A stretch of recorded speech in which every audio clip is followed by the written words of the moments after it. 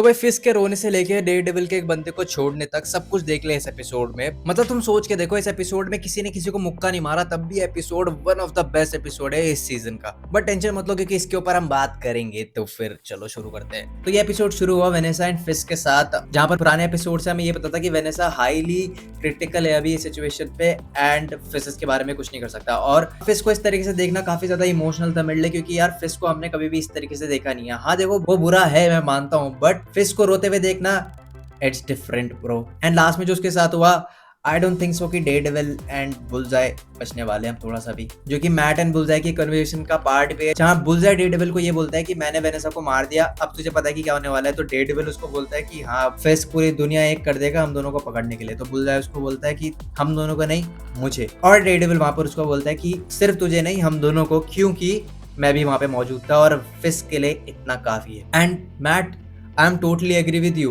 He is gonna do that. But इसी के साथ साथ हमें बहुत सारे फ्लैशबैक्स भी दिखाए जाते हैं। एंड मैं सच बता रहा हूँ, the colour grading, the aspect ratio is so good. I can feel कि तुम क्या करना चाहते हो, मतलब वो नॉस्टैल्जिया फील होता है। इस एपिसोड में बहुत सारी चीजें बात करने के लिए, but one of the most important things is the scene between Daredevil and Bullseye in the church, जहां पर टास्क फोर्स इन दोनों को पकड़ने के लिए आ जाती है और देयर इज नो वे दोनों बच सकते हैं वहां पर। तो बुलजाई उसको बार बार बोलता है कि भाई तू छोड़ दे मुझे, अब मेरे कोई चांस नहीं है बचने का। एंड उस सिचुएशन में डेयरडेविल वो बात मान लेता है और वो वहां से चला जाता है। जब पहली बार मैंने वो सीन देखा तो मुझे ऐसा लगा कि what's going on, this is not Daredevil. लेकिन उसी के बाद जब वो निकल रहा होता है, तब वहीं पर एक फ्लैशबैक आता है जहां पर मैट फॉगी से बात करता है और एक लाइन आती है कि what are we celebrating today. Then Foggy बोलता है मर्सी।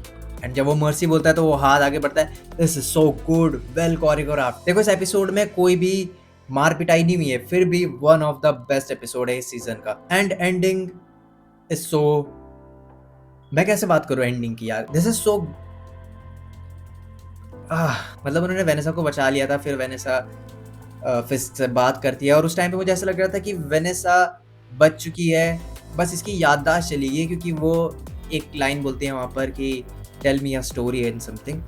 एंड मुझे लगा था हाँ, इसकी याददाश्त चली गई, या फिर ये थोड़ा सा बच्चे ऐसा रिएक्ट करिए क्योंकि बच्चे स्टोरी के लिए बोलते हैं। बट उसके बाद जो हुआ, Vanessa dies and I was like कि भाई मरनी नहीं चाहिए, ये मरनी नहीं चाहिए। मैं पिछले एपिसोड में भी बोला था कि भाई ये मरनी नहीं चाहिए, बट वो मर जाती है।